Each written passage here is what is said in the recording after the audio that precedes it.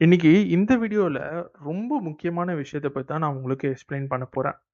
உங்கள்ட்ட PF amount ஒண்ணு இருக்கு. பிஎஃப் அக்கவுண்ட்ல.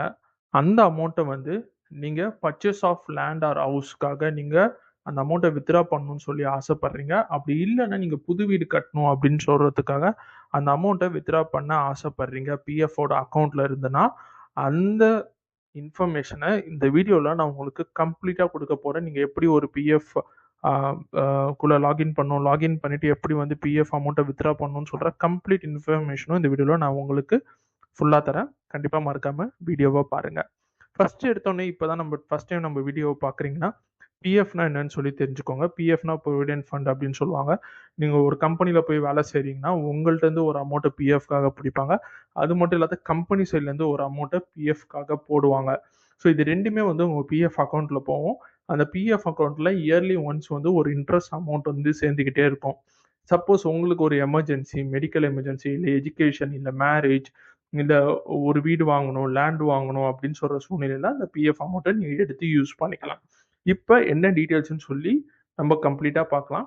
பிஎஃப் அமௌண்ட்ட purchase of land or house இல்ல கன்ஸ்ட்ரக்ஷன் ஆஃப் ஹவுஸ்க்கு நீங்க எப்படி வித்ட்ரா பண்ண முடியும்னு நான் உங்களுக்கு எக்ஸ்பிளைன் பண்ண போறேன். இதான் ஃபர்ஸ்ட் எடுத்தோனே நீங்க இபிஎஃப்ஓக்குள்ள போயிடுங்க. இபிஎஃப்ஓக்குள்ள போயிட்டு உங்க யுஏஎன், பாஸ்வேர்ட், கேப்சா இது எல்லாத்தையும் போட்டு சைன் இன் குடுங்க.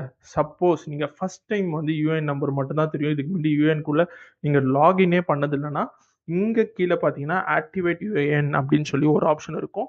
உங்களோட யுஏஎன் நம்பர் வந்து ஆக்டிவேட் கண்டிப்பா ஆயிருக்கணும். ஆக்டிவேட் ஆவலன்னா உங்களால பிஎஃப் அமௌண்ட்ட வித்ட்ரா பண்ண முடியாது.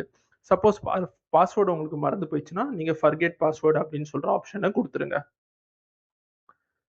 இப்ப நீங்க லாகின் பண்ணி வெற்றிகரமா உள்ள போனதுக்கப்புறம், டைரக்ட்டா போயிட்டு பிஎஃப் அமௌண்ட்ட வித்ட்ரா பண்ணாதீங்க. அதுக்கு முன்னாடி நீங்க ஒரு சில விஷயங்கள் செக் பண்ணி ஆகணும். இந்த டேப்ல நீங்க பார்த்தீங்கன்னா, பேசிக் details, contact details, KYC, nomination and mark exit அப்படின்னு இருக்கு பார்த்தீங்களா? இதுல கேஒய்சி அப்படின்னு சொல்ற ஆப்ஷன். கேஒய்சினா என்னன்னு சொல்லி தெரிஞ்சுக்கோங்க. கேஒய்சினா நோ யுவர் கஸ்டமர் அப்படின்னு சொல்லி அர்த்தம். அந்த நோ யுவர் கஸ்டமருக்குள்ள நீங்க லாகின் பண்ணி அடுத்த ஸ்டெப்புக்கு உள்ள போனீங்கன்னா, உள்ள வந்துட்டு உங்களோட bank account details, PAN card details, Aadhaar card details and passport details இது எல்லாமே கரெக்ட்டா அப்டேட் ஆயிருக்கா அப்படின்னு சொல்லி ஒரு தடவ செக் பண்ணுங்க. ஏன்னா இது ரொம்ப முக்கியமான விஷயம். ஏன்னா நெறைய பேர் என்ன பண்ணுவாங்கன்னா, பேங்க் அக்கவுண்ட் டீட்டெயிலு கரண்ட்டா என்ன யூஸ் பண்ணிட்டுருக்காங்களோ, அந்த பேங்க் அக்கவுண்ட் டீட்டெயில்ஸ் இங்க அப்டேட் ஆயிருக்காது. ஸோ ஆன்லைன் சர்வீஸ்ல போயிட்டு டைரக்ட்டா பிஎஃப் அமௌண்ட்ட வித்ட்ரா பண்ணணும் அப்படின்னு சொல்லி குடுத்துருவாங்க. குடுத்ததுக்கப்புறம் வேற ஒரு பேங்க் அக்கவுண்ட் டீட்டெயில்ஸ்க்கு அந்த அமௌண்ட் பல்க்கா போய் சேர்ந்துரும். ஸோ அந்த பேங்க் அக்கவுண்ட் வந்து ஆக்டிவேட் ஆவாத இருக்கும். அந்த டைம்ல பிஎஃப் அமௌண்ட்ட வித்ட்ரா பண்றதுக்கு ரொம்ப, ரொம்ப, ரொம்ப கஷ்டப்படுவாங்க. ஸோ இப்ப பிஎஃப் அமௌண்ட்ட இந்த bank account details, PAN card details, Aadhaar card details எல்லாமே கரெக்ட்டா அப்டேட் ஆயிருக்கான்னு சொல்லி ஒரு தடவ செக் பண்ணிக்கோங்க. செக் பண்ணி முடிச்சதுக்கப்புறம், திருப்பி வெளிய வந்துட்டு மேல நெறைய டேப் இருக்கும் பார்த்தீங்களா? Home, view, manage, account, online சர்வீசஸ்ன்னு இருக்கும். இதுல ஆன்லைன் சர்வீஸ கிளிக் பண்ணுங்க. கிளிக் பண்ணோனே 4 டேப் உங்களுக்கு ஓப்பன் ஆகும். Claim, one member, one EPF account, track, claim status, download annexure K அப்படின்னு சொல்லுங்க. இப்ப நீங்க இன்னொரு முக்கியமான விஷயமும் பண்ணணும். இந்த கிளைம் ஃபார்ம் 31 19 10C 10Dக்கு போறதுக்கு முன்னாடி, one member, one EPF account குடுத்துருங்க. நீங்க இப்ப 4, 5 கம்பெனில வேலை செஞ்சிருக்கீங்க அப்படின்னா, இந்த 4, 5 கம்பெனில இருக்கிறதையும் ஒரே கம்பெனியோட பிஎஃப் அக்கவுண்ட் டீட்டெயில்ஸ்குள்ள நீங்க கொண்டு வரணும். அது வந்து ஒரு செப்பரேட் ப்ராசஸ்.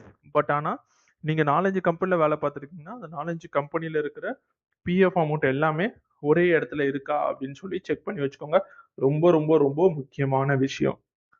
அடுத்து பார்த்தீங்கன்னா, உள்ள போனதுக்கப்புறம் உங்க டீட்டெயில்ஸ் ரொம்ப கரெக்ட்டா இருக்கா அப்படின்னு சொல்லி செக் பண்ணுங்க. உங்க name, date of birth, Aadhaar card, bank account details இது எல்லாமே கரெக்ட்டா குடுத்துருக்காங்களா அப்படின்னு சொல்லி செக் பண்ணி பாருங்க. உங்களோட பேங்க் அக்கவுண்ட் டீட்டெயில்ஸ் நீங்க போட்டு வெரிஃபை அப்படின்னு சொல்லி கிளிக் பண்ணதுக்கப்புறம், இங்க தெரியுது பார்த்தீங்களா? ஆஸ் பெர் யுஏஎன் நம்பர் உங்க பேங்க் அக்கவுண்ட் டீட்டெயில்ஸ் என்னன்னு சொல்லி கேட்பாங்க. இது வெரிஃபை ஆனதுக்கப்புறம் உங்களோட ரிஜிஸ்டர் மொபைல் நம்பருக்கு ஒரு ஓடிபி வரும்.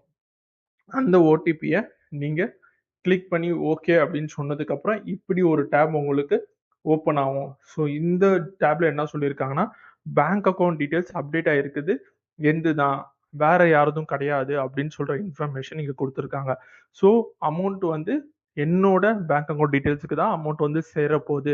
அப்படின்னு சொல்லி நீங்கள் ஒரு சர்டிஃபிகேட் ஆஃப் அண்டர்டேக்கிங் கொடுக்குற மாதிரி இருக்கும். இதே நீங்கள் எஸ்ன்னு கொடுத்ததுக்கப்புறம் அடுத்த டேப் தான் இருக்கிறதுலே ரொம்ப முக்கியமான டேபு. ஸோ பிஎஃப்ல அட்வான்ஸில் ஃபார்ம் 31 அப்படின்னு சொல்லி போயிடுங்க. ஃபார்ம் 31ல பர்ச்சேஸ் ஆஃப் ஆன்கேப் எக்யூப்மெண்ட் அதுக்கு கீழே வந்து உங்களுக்கு ஒரு ஆப்ஷன் இருக்கும். கன்ஸ்ட்ரக்ஷன் ஆஃப் ஹவுஸ் அப்படின்னு சொல்லி ஒரு ஆப்ஷன் இருக்கும். அந்த ஆப்ஷனை நீங்கள் சூஸ் பண்ணீங்கன்னா, சூஸ் பண்ணதுக்கு அப்புறம் அந்த பேங்க் அக்கௌண்ட் டீட்டெயில்ஸும் கரெக்டாக இருக்குன்னா உங்களுக்கு அதுக்கப்புறம் ஒரு சில இன்ஃபர்மேஷன் இதை சூஸ் பண்ணதுக்கப்புறம் கேட்கும்.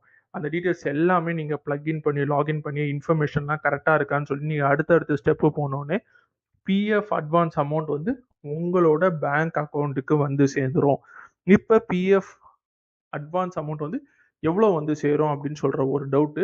இதுதான் இருக்கிறதுலே ரொம்ப ரொம்ப ரொம்ப ரொம்ப முக்கியமான விஷயம். ஃபார் எக்ஸாம்பிள், நீங்கள் பிஎஃப் அமௌண்ட்டை வித்ரா பண்ணுறீங்கன்னா ஹவுஸ் பர்ச்சேஸ், பிளாட் பர்ச்சேஸ் இல்லை ஹவுஸ் கன்ஸ்ட்ரக்ஷனுக்காக வித்ரா பண்ணுறீங்கன்னா நீங்கள் பிஎஃப்க்கு சர்வீஸ் பண்ணது வந்து மினிமம் 5 இயர்ஸ் ஆச்சும் இருக்கணும். ஸோ மினிமம் 5 இயர்ஸ் வந்து பிஎஃப்க்கு கான்ட்ரிபியூட் பண்ணிட்டு இருந்தால் மட்டும்தான் உங்களால் பிஎஃப் அமௌண்ட்டை வந்து இந்த ஒரு ரீசன், அதாவது ஹவுஸ் பர்ச்சேஸ், பிளாட் பர்ச்சேஸ் இல்லை ஹவுஸ் கன்ஸ்ட்ரக்ஷனுக்காக நீங்கள் வித்ரா பண்ண முடியும். சரி, அப்படி எவ்வளோ அமௌண்ட் தான் நம்மளால வித்ரா பண்ண முடியும் அப்படின்னு சொல்லி பார்த்தீங்கன்னா, இன்கேஸ் ஒரு பிளாட் வாங்குறீங்க, ஒரு நல்ல இடம் வாங்குறீங்க அப்படின்னா 24 month of basic and salary, basic and DNS allowance, 24 மாதத்தோட பேசிக் அண்ட் டிஎன்எஸ் அலவன்ஸ் அந்த அமௌண்ட் டோட்டலாக எவ்வளோ வருதோ உங்களை பொறுத்த வரைக்கும் அந்த அமௌண்ட்டை நீங்கள் வித்ரா பண்ணலாம். அப்படி இல்லைன்னா actual price of the flat, இப்போ பிளாட்டோட அமௌண்ட் எவ்வளோ வருதோ அந்த அமௌண்ட்டை எது லெஸ்ஸாக இருக்கோ அதுதான் உங்களால் வித்ரா பண்ண முடியும். ஃபார் எக்ஸாம்பிள், நீங்கள் ஒரு பிளாட் வாங்குறீங்க, அந்த பிளாட் வந்து 30 லட்ச ரூபா இருக்கு. ஆனால் உங்களோட 24 மாசத்தோட பேசிக் அண்ட் டிஏ வந்து 45 லட்சம் இருக்குன்னா அந்த 45 லட்சம் உங்களால எடுக்க முடியாது. அந்த 30 லட்சம் தான் உங்களால எடுக்க முடியும். அதே மாதிரி வந்து இன்கேஸ் நீங்க வீடு கட்டுறீங்கன்னா 36 months of basic and DA, இல்லைன்னா ஆக்சுவல் ப்ரைஸ் எவ்வளோ ஆகுது அங்கே கன்ஸ்ட்ரக்ஷன் முடிக்கிறதுக்கும் அந்த அமௌண்ட்ல எந்த அமௌண்ட் லெஸ்ஸாக இருக்கோ அதுதான் உங்களால் வித்ரா பண்ண முடியும். இப்போ ஒரு வீடு கட்டணும், 36 மந்த் ஆஃப் உங்களோட பேசிக் அண்ட் டிஎன்எஸ் அலவன்ஸ் பார்த்தீங்கன்னா ஒரு 50 லட்சம் இருக்கு. அதுவே வந்து அந்த கன்ஸ்ட்ரக்ஷன் ஆஃப் ஹவுஸுக்கு வந்து உங்கள்கிட்ட 75 லட்சம் இருக்குன்னா, இப்போ இது ரெண்டுத்துல எது கம்மின்னு பார்த்தீங்கன்னா 50 லட்சம் தான் கம்மி. ஸோ அந்த 50 லட்சத்தை மட்டும்தான் உங்களால் வித்ரா பண்ண முடியும். நான் ஒரு எக்ஸாம்பிளுக்கு சொல்கிறேன். லட்சம்னு சொல்கிறது 50, 65 லட்சம்னா மேக்ஸிமம் இருக்காதுங்க. நீங்கள் மிஞ்சி மிஞ்சி போனால் 5, 10, 15, 20, 25 லட்சம் தான் உங்களுக்கு மேக்ஸிமம் இருக்கும். நான் ஒரு எக்ஸாம்பிளுக்கு எல்லாருக்கும் புரியறதுக்காக சொல்கிறேன்.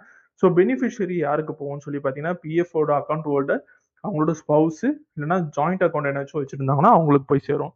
ஸோ இந்த பேசிக்கான இன்ஃபர்மேஷனை நீங்கள் எல்லாமே இப்போ தெரிஞ்சுக்கிட்டீங்க.